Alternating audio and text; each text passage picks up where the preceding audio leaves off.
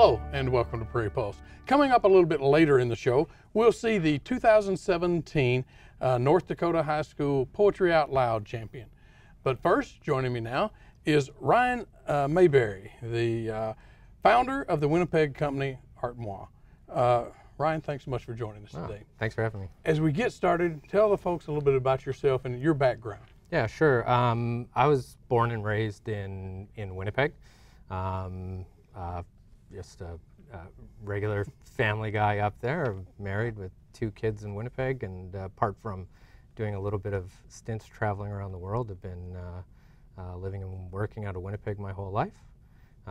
Part of a small family enterprise that's based out of Winnipeg, and we've got operations in Toronto and out on the West Coast as well. Well, let's start. You know, what is Art Moi, and why did you start it? Yeah.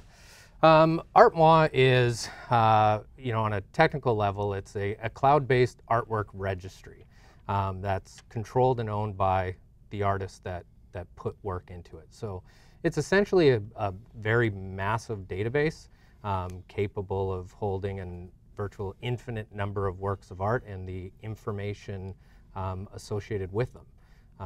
But it's something that we've built for artists so that they can own that record and own that information that they store in it. So what got you interested in something like this?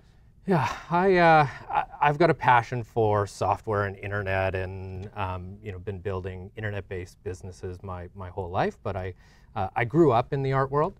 My father started his first art gallery in the 1970s, so I grew up in that environment. My first jobs was washing coffee cups at the gallery on Saturday afternoons, and as that family business grew and got bigger and more people got involved, they had more needs for software and technology and things like that. And the art world's always been very unique from a technology standpoint, often ignored, but has some very sort of unique interests. So I grew up with that natural passion about art, but a sort of my own passion and interest in software development. And Art Moi really just evolved from me looking at the industry and how it worked and how it functioned from a logistical standpoint more than anything. And I had a lot of experience in other industries, transportation and pharmaceuticals and government regulatory type software, and it always sort of blew my mind that artists lacked a lot of technology, that we had the ability to track a package around the world from, it was sitting on a shelf here and went into this box and onto this crate and into this ship and then across the world and all the way to somebody's door. But the works of art that we build our history and our culture upon, and the stories and the information about those types of items are lost. They're shared by word of mouth, and they're rarely written down, and they're certainly not recorded in a fashion that can be preserved for long periods of time. So why is it important for artists to document and control their art in the lifespan of an artist? Yeah, so when artwork has a life on its own. So one of the interesting things about it is nobody throws away a painting. It gets gifted or shared with somebody else, or it gets resold. And when those things happen, certain processes take place. Artwork needs to be appraised, it needs to be insured, it needs to be a part of estate planning. So things like prices and authenticity come into factor. And that's one of the services that the family business has a long history in providing, is authenticating work. And when we go through the process of authenticating, we have to find out information. Who created it, when they created it, what year, where, why, what's it built on, and that type of information becomes guesswork. Even in today's day and age, we hop on the internet and we start searching for information about art, and there's really very little to find. And unless your name is Picasso or Warhol and you have an institution built around you, the information is maybe somewhere, but who knows where. So it's very important for artists to kind of be a part of that process, because right now they're left out of it. When they create a work of art and it leaves their studio, they start to be disconnected from it. It's like that, you know, the painting gets a life on its own. It goes from one person to the next person, next person. Maybe it's exhibited here and published there and hung on a wall here and then moved over there. But, you know, the artist is back in their studio working on the next creation. And the history about that painting becomes a little bit like that telephone game you play in school, where, you know, you whisper something down the line and it, you know, by the time it gets to the end, it's, you know, it's different, right? Mm-hmm. So a painting that was, you know, painted in a specific city for a specific reason at a specific time and date that arrived from, you know, certain inspirations and, you know, was maybe a pivotal time in that artist's life.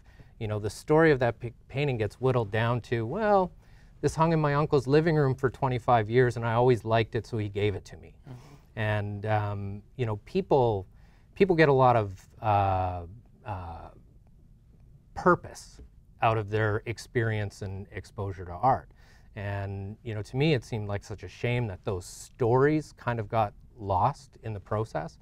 And, you know, even the artists that are extremely regionally important, and most artists are not internationally famous, but they're regionally important. They affect their city and their town and their, you know, their state or their province. And those are the artists whose stories really, really matter. And they're, you know, they're virtually nowhere to be found. But we have the technology to capture those stories. It's really just a matter of putting it in the hands of the artists so that they can make use of it. So how many artists are you working with? We have close to 7,000 artists using our system right now, and growing every day. We have new artists that kind of come on board every day and dump artworks into it. We've cataloged well over 50,000 works of art, and barely scratched the surface. Yeah. With that said, are you helping any artist could be involved with you, or are you working mostly with regional artists in Manitoba? Any artist, really. We haven't targeted a specific region. We're a little heavy in Canada, the United States, because we're, you know, geographically we're located here. But we've got artists from right around the world that are using our system, and we're in the process of constantly providing other languages for people to use our system in. So most of our work has been translated into 8 different languages, and we're really, you know, the problem is a global problem. It's not isolated to North America. Artists all over the world have, you know, run into the exact same issues. So really, it's for everybody. Well, sure. Well, I understand documenting street art and public art is maybe a passion of yours, or something you're doing. Can you tell us about that? Yeah, you know, street art's kind of a bit of a phenomenon, especially over the last number of years. The rise of the internet and things like Instagram and that has given certain street artists the ability to expand their reach and expose themselves to a wider audience. But it's also a very fleeting work of art. It exists at a specific point in time. So one of the things that we do in our documentation is we geocache our information. So we don't just capture the title and the date and sort of the, you know, who created the work of art, but we capture physically the latitude and longitude of where it exists and how long it existed there. So this has proven very effective for documenting street art and street art festivals, and it, you know, it's sort of a unique way to capture even just an area or public art project, to see how art in a certain region or a very specific location has evolved over time. Interesting.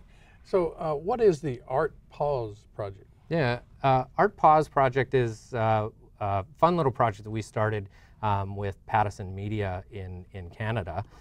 So we have been filling their empty billboards across the country with works of art. And it's an opportunity for the regular commuter to be exposed a little bit to art in an environment that they maybe weren't expecting it. Especially in Winnipeg, where I'm from, we drive in our cars all the time, and in the winter time you spend a lot of time sort of sitting in your car, and you're inundated every day with billboards and advertisements and things like that, and people don't often get the time to go into a gallery or go into a museum. So, you know, we saw this opportunity to fill empty billboard spaces with big works of art, and just provide a little bit of exposure to people to, you know, something that they might just brighten their day. Well, speaking of that, do you work in cooperation or partnership at all with other galleries, or like Winnipeg Art Gallery or anything? Do you? Yeah, we've got a tremendous amount of support from institutions right across the country.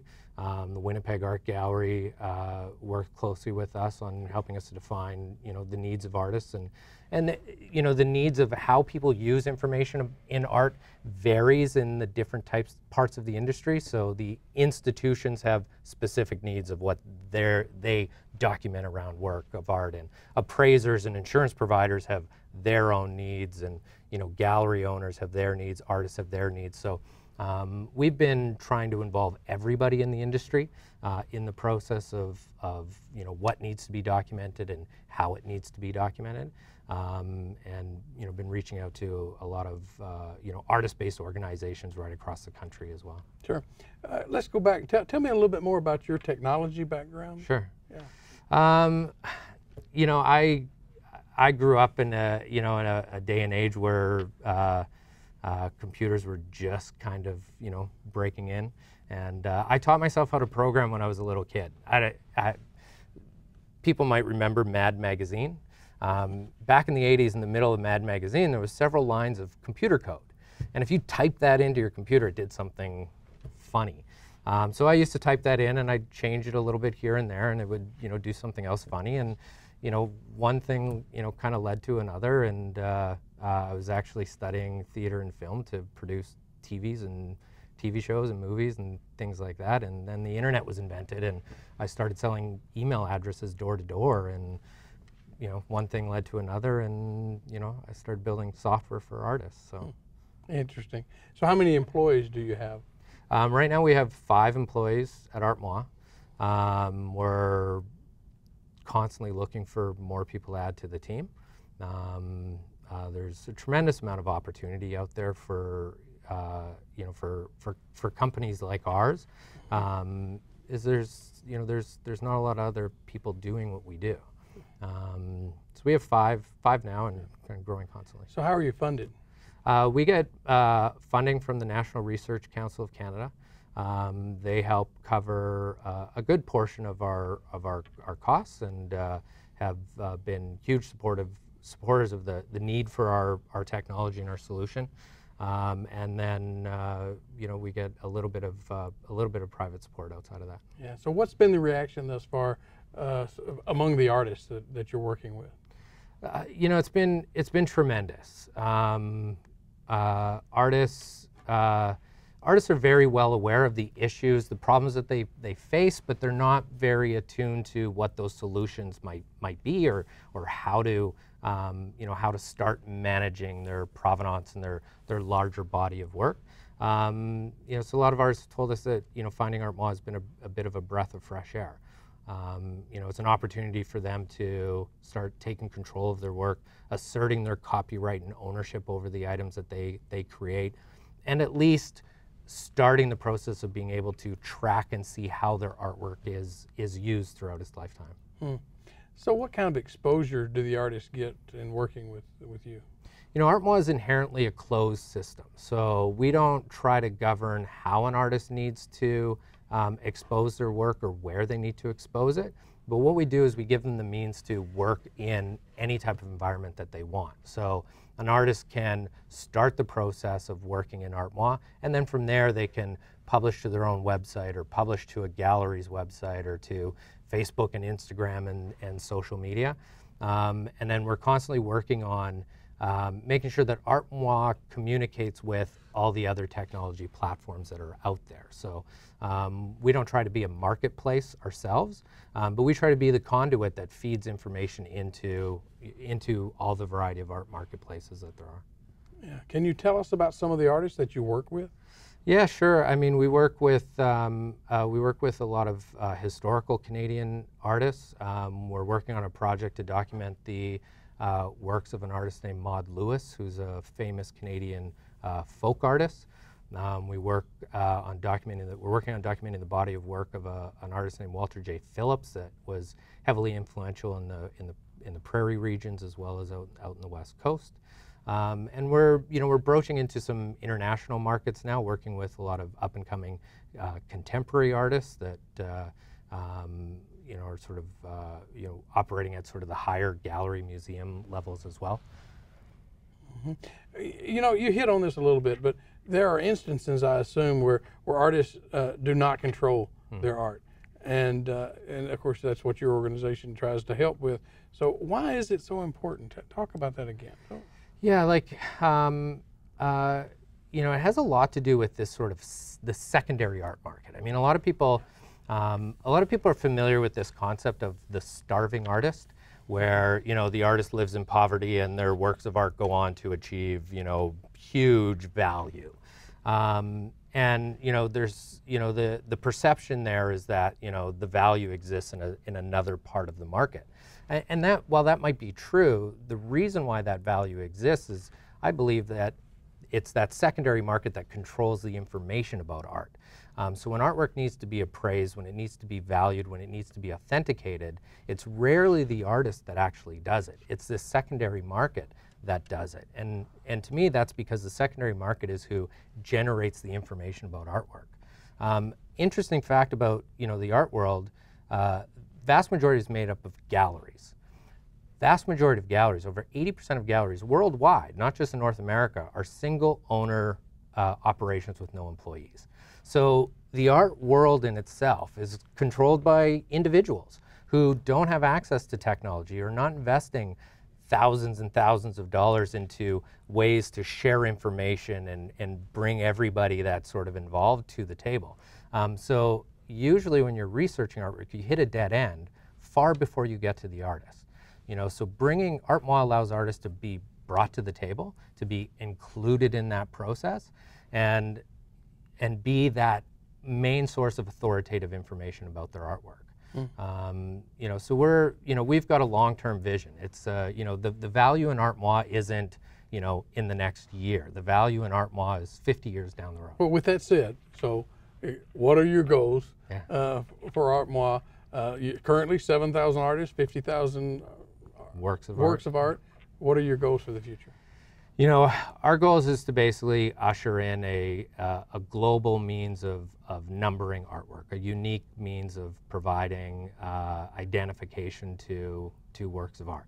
I don't believe that we ourselves are going to usher in that from around the world, but we can advocate for it, and we can lead by example as to how it should look and what it can do and who should own it. Our goals is that people start looking at visual artwork and the needs for visual artists to protect and own the copyright over that artwork, the same way that they may look at musicians needing to own the copyright over their work, or graphic designers owning the copyright over their work. Visual artists, painters, sculptors, and creators, anybody that makes original one-of-a-kind item, they deserve those same rights and access to the same tools that do it. Yeah. Ryan, we're out of time. If people want more information, where can they go?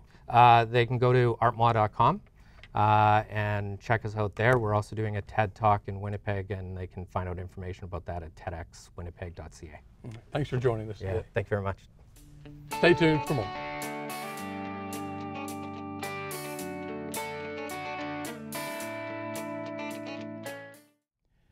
Poetry Out Loud is a competition that encourages students to learn about poetry while they master public speaking skills and build self-confidence.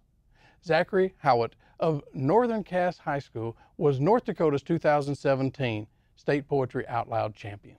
As a sloop with a sweep of immaculate wing on her delicate spine, and a keel as steel as a root that holds in the sea as she leans.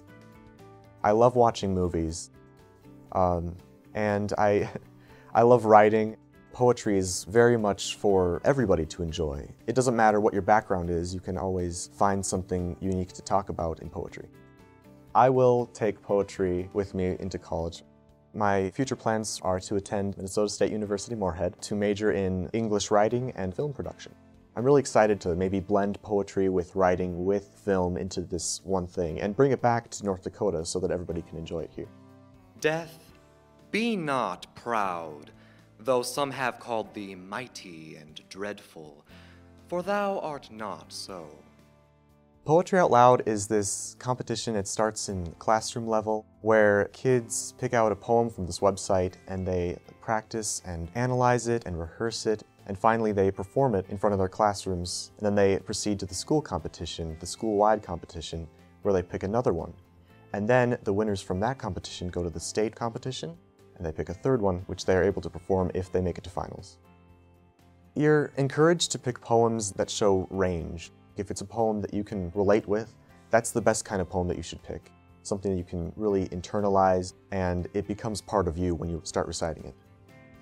At the state competition, you need one poem that's less than 25 lines, and you also need another poem that precedes the 20th century.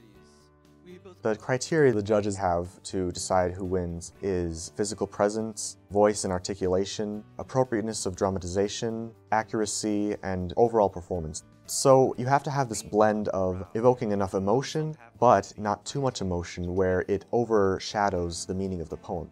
It's not about the person who recites the poem, it's about the poem itself. You are just the vehicle through which the audience hears and experiences the poem. As a sloop with a sweep of immaculate wing on her delicate spine, and a keel as steel as a root that holds in the sea as she leans. Leaning and laughing, my warm-hearted beauty, you ride. You ride. Overall, it's just kind of nerve-wracking. When I'm sitting there waiting to do my poem, and the person before me has gone up and gone back down, and I'm waiting for the judges to get done judging, I'm kind of just slowly breathing to myself, this will be great. But once you get up there, something happens, something just switches. You feel like you're part of something. I love reciting poetry, and I was just trying to enjoy the sound of the words as I was saying them. And now it is with great pleasure that I announce the 2017 Poetry Out Loud State Champion, Zach Howitt from Northern Cass. Congratulations. It felt great to finally get this first place. The past 3 years, I went to the state competition, and I got second the first 2 times. Once it got to this year, I was like, okay, this is it. I can do it. And so it was my final year to just be up there on the stage. I love being in front of an audience reciting poetry, but to finally win, that was really exciting and it really invigorated me. All this hard work, it's paid off in the end.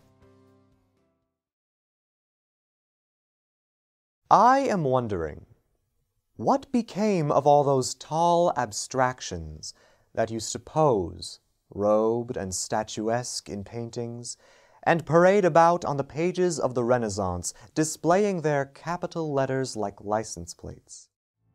Poetry Out Loud is just a wonderful experience overall, and I feel so much more strengthened in my abilities to speak and to understand poetry, and also to get in front of people and to share emotions and to have this community of thought and of experience. And so Poetry Out Loud has taught me you can be from any background, but you can still show what you know into poetry. My poem is Holy Sonnets, Death Be Not Proud by John Donne. It's about this poet who's kind of sticking it up to this abstraction of death, saying, you're not as powerful as you think you are. I'm better than death. You are not powerful, because after we die, we're raised to eternal life. And I just love that in his voice. Holy Sonnets, Death Be Not Proud by John Donne. Death, be not proud, though some have called thee mighty and dreadful, for thou art not so. For those whom thou think'st thou dost overthrow, die not, poor death, nor yet canst thou kill me.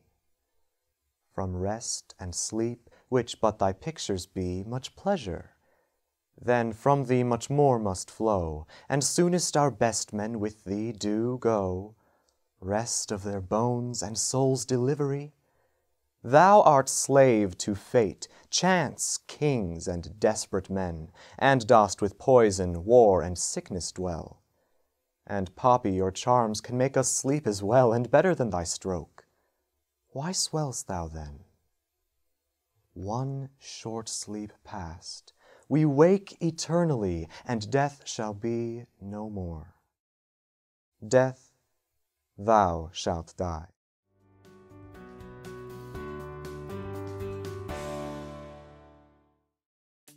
Well, that's all we have on Prairie Pulse for this week. But as always, thanks for watching.